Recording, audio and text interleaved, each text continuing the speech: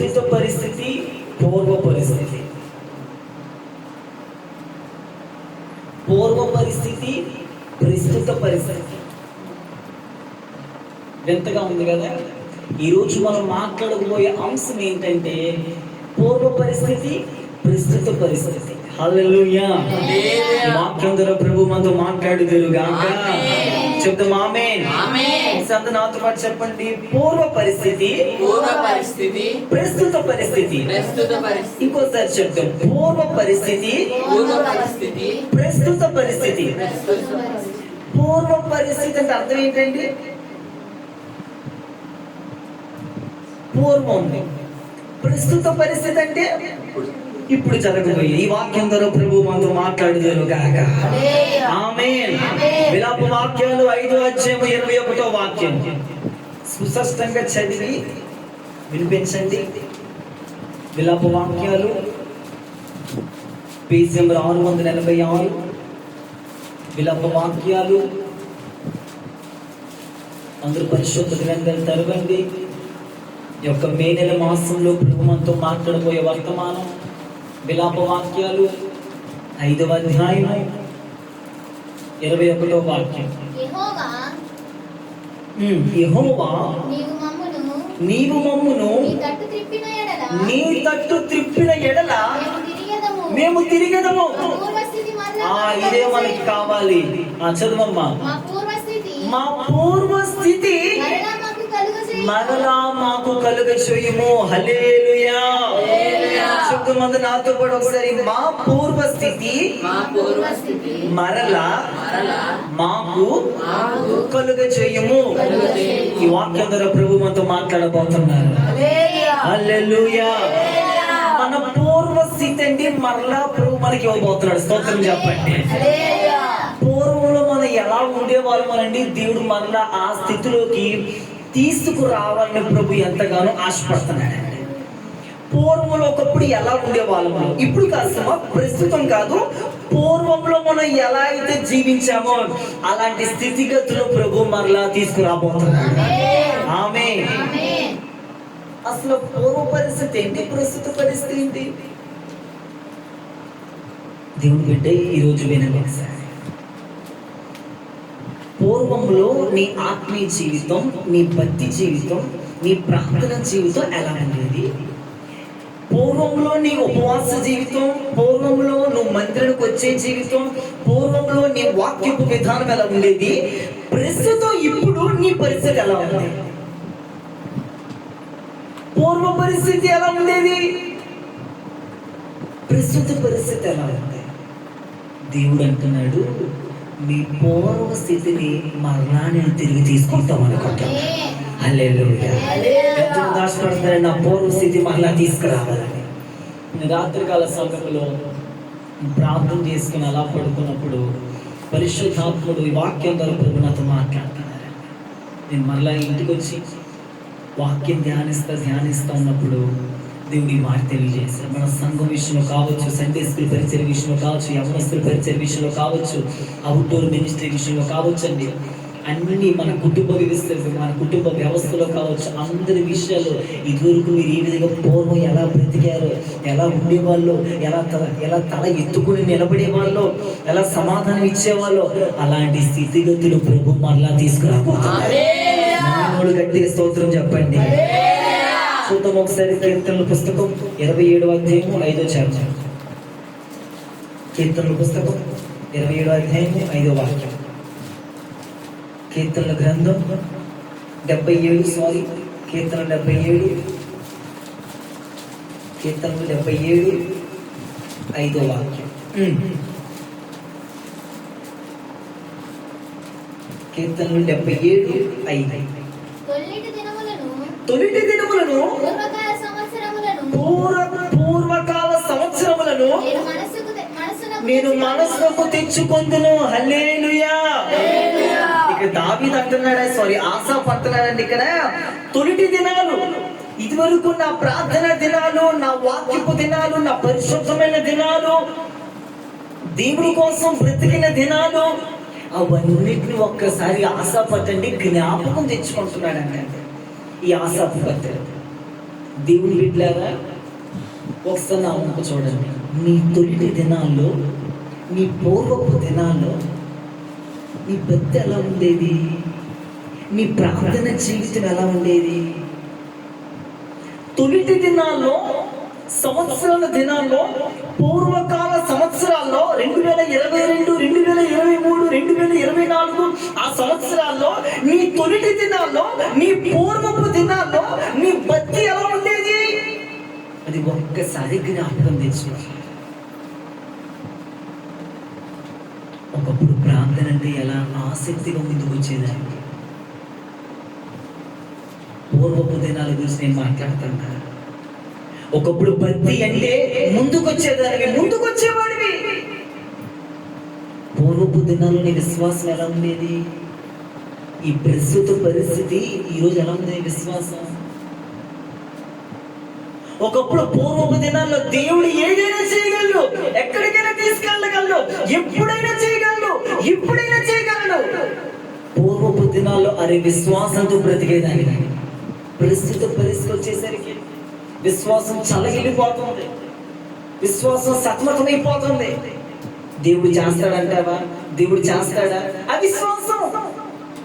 పూర్వపు దినాల్లో ఎలా జీవించేవాడివి, ప్రస్తుత పరిస్థితులు ఎలా అయిపోయింది భక్తి? పూర్వపు దినాల్లో ప్రతిష్టత, పూర్వపు దినాల్లో వైరాగ్యం. నువ్వు హౌస్ ఆఫ్ పెంతెకోస్తుకి రానప్పుడు నీ పూర్వపు దశ ఎలా ఉండేది? నువ్వు ఈ మందిరానికి అడుగు పెట్టినప్పుడు ఎలా ఉండేది ఈ భక్తి జీవితం? ప్రస్తుత పరిస్థితి ఎలా ఉంది? దేవుడు అడుగుతుంది పూర్వ పరిస్థితి గురించి మాట్లాడట్లా, ఇప్పుడు ఎలా ఉన్నావు? నీ భక్తి ఎక్కడ? నీ ప్రార్థన ఎక్కడ? పూర్వపు దినాల్లో ఉదయాన్నే లేచి ప్రార్థన చేసేదానివి, ఉదయాన్నే లేచి ప్రార్థన చేసేవాడివి, వేకువజామునే అరుణోదయాన్నే లేచి ప్రార్థన చేసేవాడివి. ఇప్పుడు నిద్ర వచ్చేసేది, నిద్ర మొత్తం ఎక్కువైపోతుంది. వాక్యం చెప్తుంది నిద్ర మొత్తంతా చింపిరి గొడ్డలకు కారణం వేసిందంట. నిద్ర మొత్తం అంతా లేచి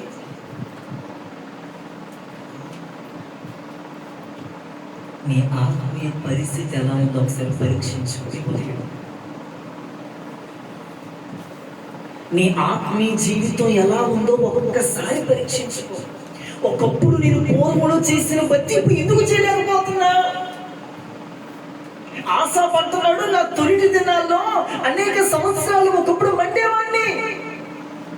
పాస్టర్ గారు ఏదైనా చెప్పగానే భారం వచ్చేసేది పూర్వపు దినాల్లో. ఇప్పుడు మా దైవజనుడు ఎన్నిసార్లు ప్రసంగం చెబుతున్నా కానీ ప్రస్తుత దినాల్లో భారం పోతుంది. ఆసక్తికత అనాసక్తి అయిపోతుంది. తీవ్రత ఉండట్లా, మంట ఉండట్లా. అందుకని పూర్వపు దినాలు ఎలా ఉన్నాయి బ్రదర్, ఇప్పుడు ఎలా ఉన్నాయి? బాప్తిసం తీసుకున్న కొత్తలో ఎలా ఉండేవాడివి, ఎలా ఉండేదని ఇప్పుడు ఎలా ఉన్నావు అడుగుతున్నాడు. కీర్తన పుస్తకం 143, కీర్తన 143,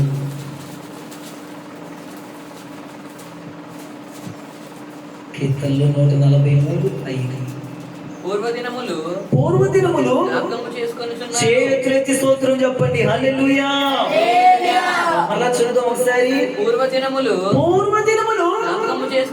జ్ఞాపకము చేసుకొనుచున్నాను. హల్లెలూయా. దావీదు అంటున్నాడండి, పూర్వ దినాలు జ్ఞాపకం చేసుకున్నాడంట. దేవుని బిడ్డలారా, దైవజన్మ ఈ ఉదయం ఒకసారి నీ పూర్వ దినాలు ఒకసారి జ్ఞాపకం చేసి తలంచుకో. ఒకసారి నీ పూర్వ దినాలు ఒక్కసారి జ్ఞాపకం చేసి, నీ పూర్వ దినాలు ఏదో జ్ఞాపకం చేసుకుంటానట అంటున్నాడు దావీదు. ఒకప్పుడు నీ ప్రార్థన విధానం, నీ భక్తి విధానం జ్ఞాపకం చేసి, పరిచర్య కంటే ముందొచ్చేదానివి. పూర్వపు దినాలు, ఈ ప్రస్తుత దినాలు.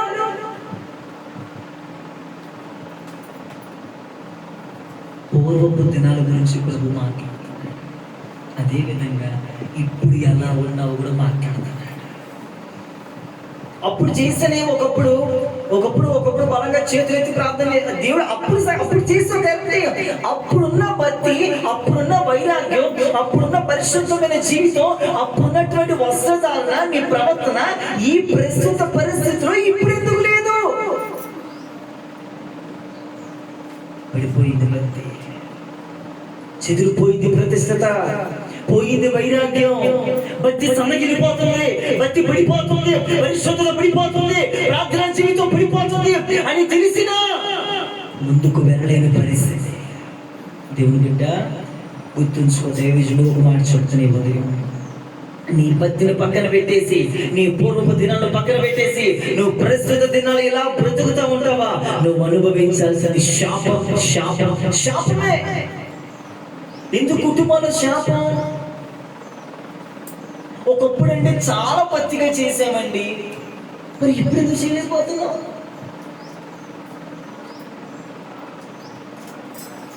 ఒకప్పుడు ఉపవాసం ఉండేవాడివి, ఉండేదానివి, ఇప్పుడు ఎందుకు ఉండలేకపోతున్నారు ఉపవాసం? ఈ ప్రస్తుత పరిస్థితిలో వారంలో ఒక్కో రోజు నువ్వు ఉపవాసం ఉండలేకపోతున్నావు. పూర్వపు దినాల్లో వైరాగ్యం, ఉపవాసం ఉండేదా? ఈ ప్రస్తుత పరిస్థితి బీపీ అండి, షుగర్ అండి.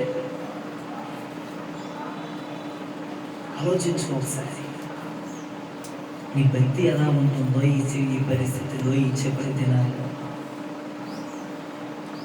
దేవుడిని రేపాలని ఆశపడుతున్నాడు. హల్లెలూయా. ఆత్మీయ జీవితంలో, భక్తి జీవితంలో, పరిశుద్ధమైన జీవితంలో మరొకసారి ప్రభు నిన్ను రేపుదురుగాక. ఆమోసు గ్రంథం 9వ అధ్యాయం 12వ వాక్యం. ఆమోసు 9వ అధ్యాయం, ఆమోసు పుస్తకం 9వ అధ్యాయం 12వ వాక్యం. పూర్వపు రీతిగా చేతులెత్తి స్తోత్రం చెప్పండి. హల్లెలూయా. చదువు మరలా.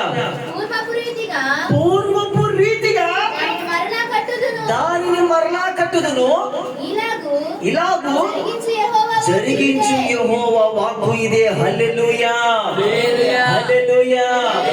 ఈ మే నెల మొదటి ఆదిలో ప్రభు మాట్లాడుతున్న మాట అండి, పూర్వపు రీతిగా మరలా దానిని కడతాను. ఆమేన్. పూర్వపు రీతి, పూర్వంలో ఏ రీతిగా అయితే నడుచుకున్నామో, ఏ రీతిగా జీవించామో, ఏ రీతిగా బ్రతికామో, సేమ్ ఈ ప్రస్తుత పరిస్థితిలో కూడా అదే విధంగా దేవుడు మనల్ని కట్టాలని ఆశపడుతున్నాడు.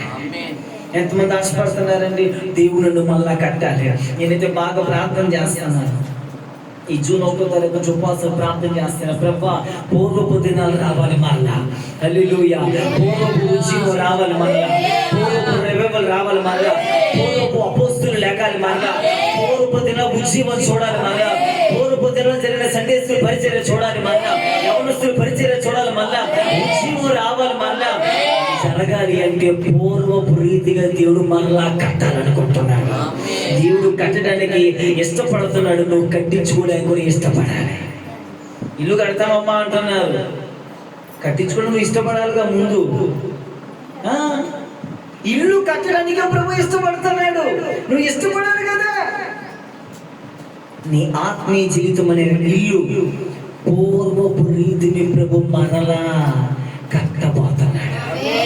కట్టబోతున్నాడంటే దేవుని బిడ్డ నువ్వు కట్టించుకోవడానికి ఇష్టపడాలి, ఇష్టం చూపించాలి, కష్టమైన ఇష్టం చూపించాలి.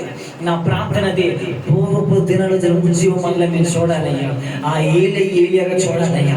ఆ సమయంలో, ఆ ప్రవక్తలు, ఆ ఎలీషాలు, ఆ యొక్క జ్ఞానవంతులు, అపోస్తులు, ఆ యొక్క యోసేపు లాంటి తరం మళ్ళీ ఈ ప్రస్తుత పరిస్థితిలో చూడాలయ్యా. చూడాలి అంటే అలాంటి వాళ్ళు ఎగాలి, అలాంటి వాళ్ళు ప్రభు కోసం నిలబడాలి. హల్లెలూయా. హెబ్రీయులకు రాసిన పత్రిక 10వ అధ్యాయం 32వ వాక్యం. హెబ్రీయులకు రాసిన పత్రిక 10వ అధ్యాయం. Thank you master, spirit of God. Thank you lord. హెబ్రీయులకు రాసిన పత్రిక 10వ అధ్యాయము 32వ వాక్యం. అయితే మీరు వెలిగింపబడిన మీదట నువ్వు వెలిగింపబడిన మీదట శ్రమలతో కూడిన గొప్ప పోరాటం, శ్రమలతో కూడిన గొప్ప పోరాటము సహించిన పూర్వపు దినములు జ్ఞాపకం తెచ్చుకో. హల్లెలూయా. పూర్వపు దినంలో శ్రమ వచ్చిందనుకోండి, శోధన వచ్చిందనుకోండి, అలా నిలబడేదాన్ని. ఈ ప్రస్తుత పరిస్థితులు ఏమైంది? ఇంట్లో ఒక చిన్న సమస్య వచ్చిందా, చిన్న శోధన వచ్చిందా, ప్రస్తుత పరిస్థితులు పడిపోతాం. పూర్వపు దినాల్లో తెగించుకొని వచ్చేవాడివి, తెగించుకొని వచ్చేదానివి. ఈయన్న ఆ ఫంక్షన్ అన్న, ఇదన్నా అదన్నా, అన్నిటికీ జాగ్రత్త అని చెప్పేదానివి. ఈ ప్రస్తుత పరిస్థితులు ఏమైంది? ఇప్పుడు జ్ఞాపకం తెచ్చుకో. ఒకప్పుడు జీవించింది నేనే కదా, ఒకప్పుడు బ్రతికింది నేనే కదా, ఒకప్పుడు శ్రమలో దేవుడి కోసం నిలబడింది నేనే కదా, ఒకప్పుడు అన్నింటినీ వద్దనుకుని వచ్చింది నేనే కదా, మరి ఇప్పుడు నాకేమైంది? అందుకే అంటున్నాడు పౌలు గారు, పూర్వపు దినాల జ్ఞాపకం చేసుకో, పూర్వపు దినాలు తలంచుకో. ఒకప్పుడు శ్రమలు సహించావు, శ్రమ అంటే ఇష్టపడ్డావు, శ్రమ అంటే కష్టం అనిపించలా. ఒక సమస్య వచ్చిందా, ప్రార్థన చేసుకుందాంలే, దేవుడు అద్భుతం చేస్తాడు, దేవుడు కార్యం చేస్తాడు. ఇప్పుడు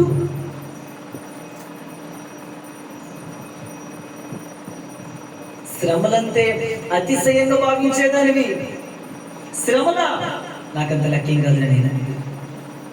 ఇప్పుడు శ్రమ అక్కడ తినపోయిపోతున్నాను.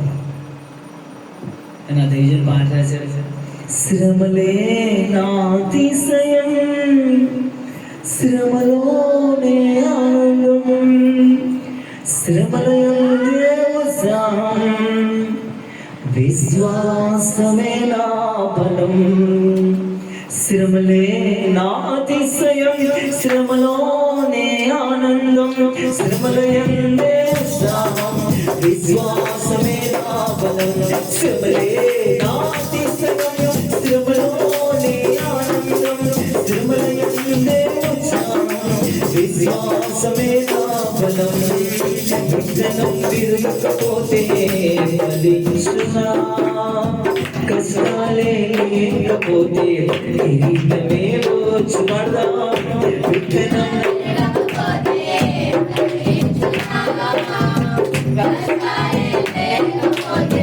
కిరీటమే వచ్చునా. సేవించే మహాదేవుడు రక్షించకపోయినా, రక్షించకపోయినా సేవించుటమానవ్వా. సేవించే మహాదేవుడు రక్షించకపోయినా, రక్షించకపోయినా సేవించుటమానను. ఇటువంటి విశ్వాసమే తండ్రినే నాకునే, ఇటువంటి విశ్వాసమే తండ్రినే నాకునే. అగ్నిలో ప్రభువే రాగా ఏదైనా హాని చేయునా, అగ్నిలో ప్రభువే రాగా ఏదైనా హాని చేయునా. శ్రమలే నా అతిశయం, శ్రమలోనే విశ్వాసమే ఆనందం, శ్రమలే నా అతిశయం, శ్రమలోనే ఆనందం, శ్రమలయందే ఉత్సాహం, విశ్వాసమే మా బలం. హల్లెలూయా. శ్రమలు ఏంటంటే మనకి అతిశయం, శ్రమలు ఏంటంట ఆనందం. ఇంటికి వెళ్ళగానే ఒక శ్రమ మిమ్మల్ని ఎదుర్కొందుగాక, అప్పుడే ఆనందం. మరి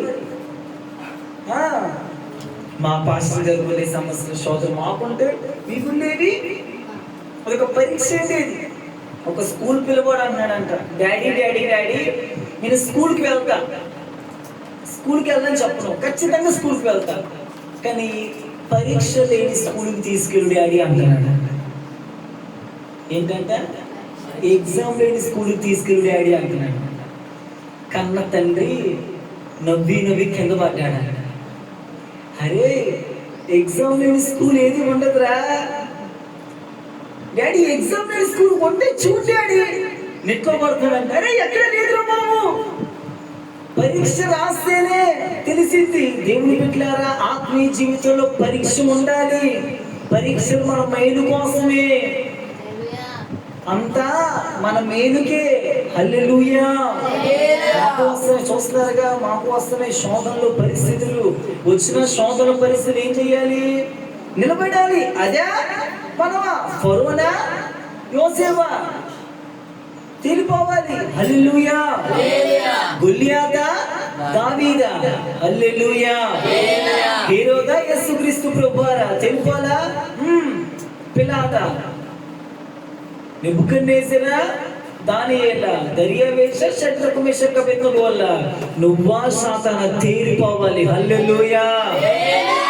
పాపం ఉండకూడదు, కూర్చొని ఉండకూడదు. దేవుని కోసం నిలబడే సమయం ఇది. హల్లెలూయా. అందుకంటున్నాడు, నువ్వు ఒకసారి పూర్వపు దినాన్ని జ్ఞాపకం చేసుకో. పూర్వపు దినాలు. దేవుని బిడ్డలను ఒక వాక్యం చెప్పి ముగిస్తాను. బైబిల్ గ్రంథంలో ఒక వ్యక్తి ఉన్నాడు.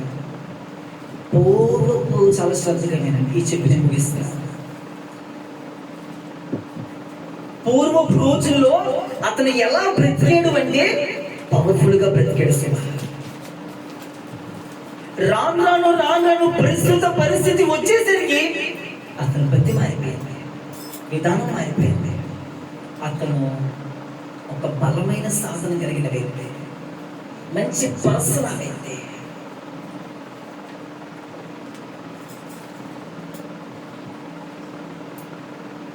దేవుని కోసం అనేకుల్ని శత్రువు చేతుల వల్ల విడిపించిన వ్యక్తి, ప్రతిష్ట కలిగిన వ్యక్తి, సమర్పణ కలిగిన వ్యక్తిని. పూర్వపు దినాల్లో ఆ వ్యక్తి. దేవుని బిడ్డ, రాను ఆ వ్యక్తి పరిస్థితి, ఆత్మీయ జీవితం, భక్తి జీవితం ఎలా అయిపోయింది తెలుసా? పూర్వపు దినాలన్నీ పోయి ప్రస్తుత పరిస్థితికి వచ్చేసాడు. ఆ వ్యక్తి సంసోను.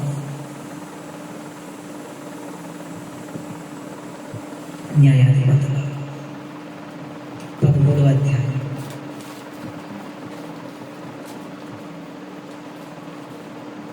న్యాయాధిపతులు 13వ అధ్యాయం. పరిశుద్ధ గ్రంథం తెరవని అందరూ చూడండి స్పష్టంగా. నేను చదువుతాను.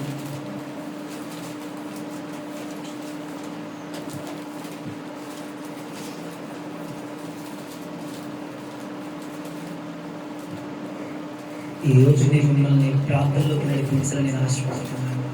మన పూర్వస్థితిని ప్రభు కట్టాలనుకుంటున్నాడు. హల్లెలూయా. 211 పేజీల 13వ అధ్యాయం. న్యాయాధిపతులు 13వ అధ్యాయం 5వ వాక్యం. నీవు గర్భవతి కుమారుని కందుకు, అతని తల మీద మంగళ కత్తి వేయకూడదు. ఆ బిడ్డ గర్భంలో పుట్టినది మొదలుకొని దేవునికి నాజీలు చేయబడిన వాడి ఫిలిస్తీన్ల చేతిలో నుండి ఇజ్రాయేలు రక్షకం మొదలు పెట్టెను. హల్లెలూయా. అదేవిధంగా 24వ వాక్యం 13:24. తరువాత ఆ స్త్రీ కుమారుని కని అతనికి సంసోను అని పేరు పెట్టింది. ఆ బాలుడు ఎదిగినప్పుడు యెహోవా అతన్ని 25వ వాక్యం.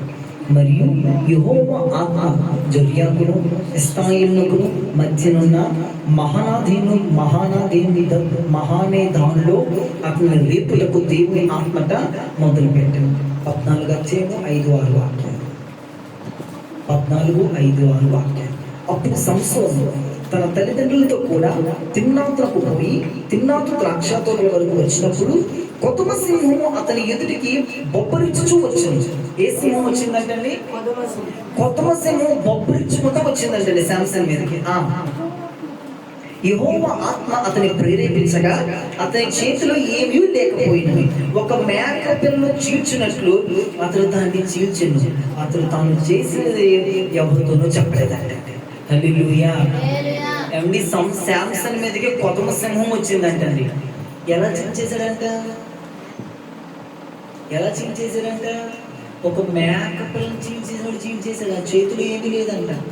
15వ అధ్యాయం 15-16 వచ్చిన 15వ అధ్యాయం 15-16 వచ్చిన అదే న్యాయాధిపతులు 15వ అధ్యాయం 15-16 వాక్యాలు. అతడు గాడిద యొక్క పచ్చి దవడ ఎముకను కనుగొని చెయ్యి చాచి పట్టుకొని చెయ్యి చాచి పట్టుకొని దాని చేత 1000 మంది మనుషులను చంపెను. 1000 మంది మనుషులు చంపేశాడంటండి. అప్పుడు అప్పుడు సంసోను గాడిద దవడ ఎముకతో ఒక కుప్పను 2 కుప్పలను నేను చంపి ఉన్నాను. గాడిద దవడ ఎముకతో 1000 మంది నరులను చంపి 1000 మంది ఉన్నాడు. ఫిలిస్తీయులను చంపేసేశాడంట. హల్లెలూయా. కొత్త సింహం వచ్చింది, బొబ్బరిచ్చుకొని వస్తుందంట. ఆ సింహము మేకపిల్లని చీల్చేశాడంటండి. మీకు గాడిద తెలుసు కదండి, దవడ ఎముకండి. ఈ దవడ ఎముకతో 1000 మందిని చంపేశాడంట. హల్లెలూయా. ఇతను ఎవరో తెలుసండి? ప్రతిష్ఠ కలిగిన వ్యక్తి. ఇతను ఎవరో తెలుసా? సమర్పణ కలిగిన వ్యక్తి. ఇతను ఎవరో తెలుసా? ఇతనికి బలము దేవుడు ఎక్కడ ఉంచాడంటేనండి, దీనికి క్షారం చేయకూడదు, కత్తిరించకూడదు.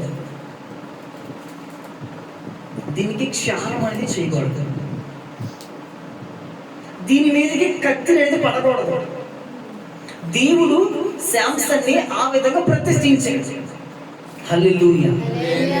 అయితే పూర్వపు దినం అలా ఉండేవాడు శాంసన్. దేవుడి కోసం మహారోషం ఉండేవాడు. అంతేకాదు ఇజ్రాయెల్ ప్రజలందరూ ఎవరి చేతిలో ఉన్నారు? ఫిలిస్తీన్ల చేతిలో ఉన్నారు. ఇతని డ్యూటీ ఏంటి అంటే శాంసన్ ఇజ్రాయెల్ ప్రజలందరినీ రక్షించాలి. ఎవరి చేతిలో నుండి? ఫిలిస్తీన్ చేతిలో నుండి. మనల్ని రక్షించుకుంటా వచ్చాడు. చాలా బాగుంది భక్తి, ప్రార్థన. దేవుని ఆత్మ మాటి మాటికి శాంసన్ని పురుగులిపోయింది, పైకి రేపేది. దేవుని బిడ్డలారా, రాను రాను అతని పరిస్థితి ఏమిటో తెలుసా? పూర్వ పరిస్థితి నాచులు బతము చేయబడిన వ్యక్తి, ప్రతిష్ట కలిగిన వ్యక్తి, వైరాగ్యం కలిగిన వ్యక్తి. ఇప్పుడు ప్రస్తుత పరిస్థితి ఏమిటో చూడండి. 16వ అధ్యాయం 1వ వాక్యం. తరువాత సంసోను గాజాకు వెళ్ళి వేశ్యనొకతను చూచాడంటే, అమ్మాయిని చూసేసాడు. 4వ వాక్యం. పిమ్మట అతను సోరేకు లోయలో ఉన్న దెలీలాను స్త్రీని మోహింపగా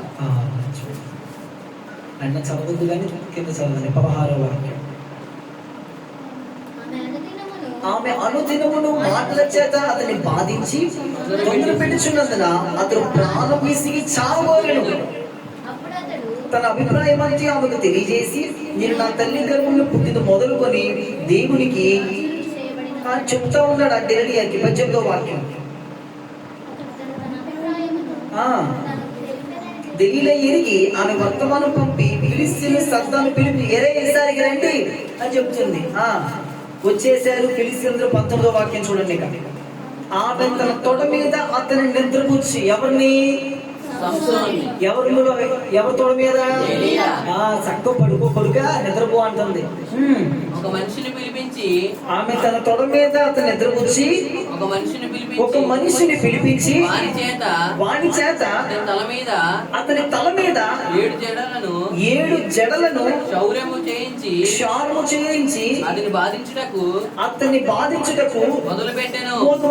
మొత్తం గీకేస్తుంది, గుండంతా చేసేస్తుంది, మొత్తం తీసేస్తుంది. అప్పుడు అతనిలో నుండి బలము తొలగిపోయెను. హల్లెలూయా. ఎప్పుడైతే ఆ స్త్రీ కట్ చేసేసిందో, ఆ జుట్టుని ఎప్పుడైతే కట్ చేసిందో, బలమంతా తొలగిపోయిందండి. ఆమె సంసోను ఫిలిస్తీయులు మీద పడుచున్నారనగా అతను నిద్ర మేలుకొని ఎప్పటి అట్లే నేను బయలుదేరి విడజిమ్ముకొందుననుకొనెను. అయితే యెహోవా ఎడబాసెనని అతనికి తెలియలేదు. హల్లెలూయా. అందరికీ చూడండి. ఫిలిస్తీన్లు వచ్చారు. శాంసన్ చక్కగా ఆ ఢిల్లీ ఒళ్ళో పడుకోబెట్టుకున్నాడు. నువ్వు నిజమే చెప్తున్నావు కదా ఈసారి నిజమే చెప్తున్నాను. నీ బలం ఎక్కడ ఉందంటే చేతిలో ఉందన్నాడు, కాళ్ళలో ఉందన్నాడు, ఎక్కడెక్కడ ఉందన్నాడు. కానీ అసలు విషయం చెప్పట్లే ఆ పిల్లకి. నువ్వు ప్రేమిస్తున్నావు కదా, ఎందుకు ఇంత మోసం చేస్తున్నావు? చావగోరి చదివిన 16 చావగోరి ఇతని బలం అంతా ఆమె చెప్పేశాడు. ఇతని సీక్రెట్ అంతా ఆమె చెప్పేశాడు. ఎప్పుడైతే చెప్పేశాడు, ఏ ఫిలిస్తీయులారా రండి రండి రండి, వాడు నాకంతా చెప్పేశాడు. శాంసన్ ఇలాగ మిమ్మల్ని ఇసిరించాడు కదా, మిమ్మల్ని చావు కొట్టాడు కదా, రండి రండి రండి వచ్చేసాడు. లాలం చేసే నిద్రకు వచ్చిందంట. నిద్రకు వచ్చేసరికి ఇతని మీద ఉన్నటువంటి బలమంతా కట్ చేసేసి, జుట్టు మొత్తం కట్ చేసేసి చాలా నిద్రపోయాడు. ఇప్పుడు అంటున్న రేపుతుంది, సంసోను ఫిలిస్తీన్ల మీదకి వస్తున్నాడు. సంసోను అనుకున్నాడు, ఎప్పుడైతే నాకు బలం ఉందనుకున్నాడు, ఎప్పుడెప్పుడు నాకు జుట్టు ఉందనుకున్నాడు, తిరిగి సంసోనుకి అక్కడ వాక్యం రాసింది, ఎప్పటి అట్లే అతడు విరజిమ్ముకున్నాడంట. ఏం చిమ్ముకున్నాడండి? విరజిమ్ముకుంటే అర్థమేంటి తెలుసా? అంటారు చూడండి ఒకసారి అందరూ, విరజిమ్ముకుంటాం. ఎప్పటి అట్లే అతను ఉన్నదనుకుంటున్నాడు, బలం ఉందనుకుంటున్నాడు, శక్తి ఉందనుకుంటున్నాడు, దేవుని అభిషేకం ఉందనుకుంటున్నాడు ఈ శాంసన్ అండు. ఎప్పటి అప్పుడే ఉందనుకుంటున్నాడు. కానీ ఇతనికి తెలియదు ఏం సంగతి, దేవుడే అతని యెహోవా అతన్ని ఎడబాసేశాడు.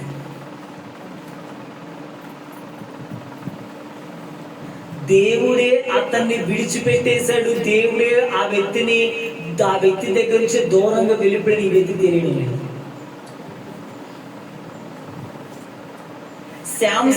చాలా శ్రద్ధగా వినండి. శాంసన్ అనుకున్నాడు ప్రతిష్టత ఉంది, సమర్పణ ఉంది, వైరాగ్యం ఉంది, ఉపదేశం ఉంది అనుకుంటున్నాడు. శాంసన్ బలం ఉందనుకుంటున్నాడు. అక్కడ వాక్యం చెప్తుంది, యెహోవా అతన్ని ఎడబాసేశాడట, వెళ్ళిపోయాడట. దేవుడు అతన్ని విడిచిపెట్టాడన్న సంగతి కూడా తెలియదు. దేవుడు మీకు ఈ మాట ఎందుకు చెప్పేది తెలుసా? పూర్వ పరిస్థితి ఎలాంటిది అర్థమైంది ఆ పిల్లోడిది? పూర్వ పరిస్థితి ఇప్పుడు ప్రస్తుత పరిస్థితి ఎలాంటిది? ఇది పూర్వ పరిస్థితి ప్రతిష్టత. అమ్మాయి కాదు, అబ్బాయి కాదు, దేవుడే ప్రతిష్టత అన్నాడు. ఇప్పుడు ప్రతిష్ట పోయింది, సమర్పణ పోయింది, వాక్యం పోయింది, ప్రార్థన పోయింది, దిల్లి ఊళ్ళో పడ్డాడు. ప్రస్తుత పరిస్థితి. ఇప్పుడు అంటున్నాడు ఆ వ్యక్తి, అయ్యా చదువు 28 16:28. అప్పుడు సంసోను యెహోవా ప్రభువా దయచేసి నన్ను జ్ఞాపకం చేసుకో దేవా,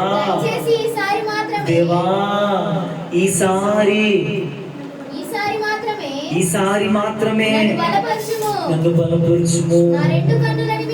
హల్లెలూయా. చేతులెత్తి చెప్తాం హల్లెలూయా. శాంసన్ ప్రార్థన చేస్తాయ్యా, యెహోవా ప్రభువా దయచేసి, ఇంకా అంటున్నాడు, ఈ ఒక్కసారికి నన్ను బలపరచు. హల్లెలూయా. దీనికోసం తెలుసా? పూర్వ పరిస్థితికి రావడానికి కోసం, పూర్వలో ఉన్న బలం కోసం, పూర్వం ఉన్న వైరాగ్యం కోసం. దేవుని బిడ్డగా వినండి, ఈ రోజు నీవు నేను చేయవలసిన ప్రార్థన అదే, ప్రభువా ఈ ఒక్కసారికి నా కుటుంబాన్ని ఆశీర్వదించయ్యా, ఈ ఒక్కసారికి నన్ను క్షమించయ్యా, ఈ ఒక్కసారికి మళ్ళా నన్ను జ్ఞాపకం చేసుకుని పోయిన బలము, పోయిన ప్రతిష్టత, పోయిన ప్రార్థన మరలా ఈ ప్రస్తుత పరిస్థితులు నాకు మీరు కలగజేయ్యా. దేవుని బిడ్డ, నీవు గాని నోరు తెరిచి మరలా పశ్చాత్తాపడి శాంసన్ వలె, అయ్యా ప్రభువా ఈ ఒక్కసారికి నన్ను మరలా వెలిగించు అంటే దేవునిను ఖచ్చితంగా వెలిగిస్తాడు. ఎలా వచ్చావా అలా పోతున్నావు, దులుపుకొని పోతున్నావు అంటే దేవుడికి నీకు సంబంధమే లేకుండా ఉంటే నిన్ను ఫిలిస్తీన్ చేతిలో ఇంకా శత్రు చేతిలో కట్టబడిపోతావు. ఫిలిస్తీన్ చేతిలో ఇజ్రాయెల్ ప్రజలు ఉన్నారు, అంటే దేవుడి ప్రజలు ఉన్నారు. వాళ్ళందరినీ విడిపించాల్సిన బాధ్యత ఎవరిది? శాంసన్ది. ఇప్పుడు ఏం జరిగిందో తెలుసా? ఫిలిస్తీన్కి ఇతనే చిక్కుపోయాడు. దేవుని ప్రజలను విడిపించవలసిన నువ్వేరు సాతానికి చిక్కుపోయావు. నేను అంటాను, సాతాను ప్రజలు వల్ల ఉన్న వాళ్ళని విడిపించవలసింది నీ పిలుపు. నువ్వే సాతానికి చిక్కుకోలేదా?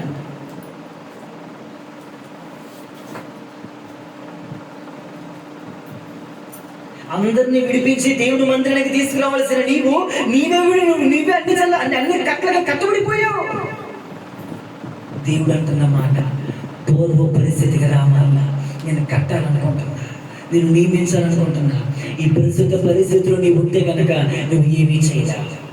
నీ భక్తి రావాలి, ప్రతిష్టత రావాలి, మరి ముఖ్యంగా ప్రార్థన జీవితం రావాలి, ఉదయకాల జీవితం రావాలి. వాక్యం ఎలా చదివాడి పూర్వపు దినాల్లో ఇప్పుడు 1 అధ్యాయం 2 అధ్యాయాలు, 1 ముక్క 2 ముక్క అయితే చదువుతో అయితే పక్కన పడేస్తావు. ఎవరైతే పూర్వపు దినాల్లోకి వస్తారో మరలా దేవుడు మనల్ని రేపుతాడు. దేవుడే రేపటం మొదలు పెడతాడు. అంతేకాదు దేవుడు బిడ్డ, మన పూర్వీకులు ఒకసారి ఆలోచించండి. ఏలియా పూర్వీకులు, భక్త సింగ్ గారు, ఏసన్న గారు, అపోస్తులు, మన పూర్వీకులు ఎలా భక్తి చేశారు, ఒకప్పుడు ఎలా భక్తి చేశారు తలంచుకో ఒకసారి. చేతులు ఎత్తి ప్రార్థన చేసేవాడివి, నుంచు అంటే కూర్చుని పోతున్నాం. పూర్వపు దినాలు చేసిన వాళ్ళు మళ్ళా తెచ్చుకోవాలి. పూర్వపు దినాలు చేసిన అన్ని మళ్ళా తీసుకుని ప్రస్తుత పరిస్థితుల్లో దేవుడు మరొకసారి మండించాలనుకుంటున్నాడు, రేపాలనుకుంటున్నాడు. పడిన స్థితిలో ఉండడం దేవుని చిత్తం కాదు. మరలా నువ్వు పైకి లేగాలనుకుంటున్నాడు. అనేకుడికి చేయి చాపడం కాదు, నిన్ను ఇచ్చే చేతులుగా ప్రభు మార్చాలనుకుంటున్నాడు. అనేక ముందు తల దించుకునేదానిగా తల ఎత్తుకునేవాడిగా ప్రభు చేయాలనుకుంటున్నాడు. ఆ ప్రస్తుత పరిస్థితులకు దేవుడు మళ్ళీ ఈ జనరేషన్ తీసుకురావాలనుకుంటున్నాడు. హల్లెలూయా. నేను ప్రార్థన చేస్తా కొన్ని దినాల బట్టి మరలా పూర్వపు దినాల్లో జరిగిన పరిచయం కావాలి ప్రభానే. హల్లెలూయా. పూర్వపు దినాల్లో జరిగిన ఉద్యమం మళ్ళా రావాలి ప్రభానే.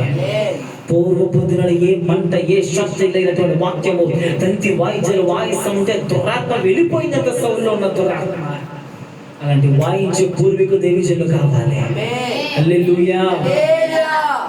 ఇలాంటి వాళ్ళు కావాలంటే పూర్వుడు చేసిన భక్తి రావాలి. దానికోసం నువ్వు శాంసల్లా ఈరోజు అడిగితే కనుక, అయ్యా ఈసారి నన్ను బలపరచు. మనం కూడా విరుచుకుంటున్నాం సంస్థలాగా.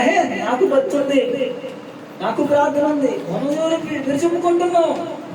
శాంసన్ అంటే అక్కనే విరుచుకున్నాడంట, మనం కూడా విరుచుకుంటున్నాం. భక్తి ఉంది, ప్రార్థన ఉంది, వాక్యం ఉంది, నాకేంటే విరుచుకున్నారు చాలా మంది.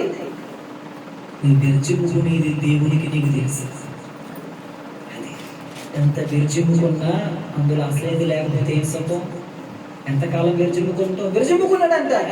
ఏంట్రా ఒక్కసారిగా పట్టుకున్నాడు శత్రువు వచ్చి, కళ్ళు మొత్తం పీకేశాడు. ఈ స్తంభానికి ఆ స్తంభాన్ని కట్టి పడేసేసి. దేవుని బిడ్డ, నీ పిలుపు ఏంటో తెలుసా? చెరలో ఉన్న వాళ్ళని విడిపించవలసింది నీ పిలుపు. నీవు చెరలోకి వెళ్తాం కాదా. హల్లెలూయా. నీవు ఒకరికి ఇచ్చే స్థితిలో ప్రభు నిలబెట్టుదురు గాక. తల ఎత్తే దానిగా తల ఎత్తేవాడిగా దేవుడు చేయుదురు గాక. హల్లెలూయా. కాబట్టి పూర్వపు దినాలు తలంచు.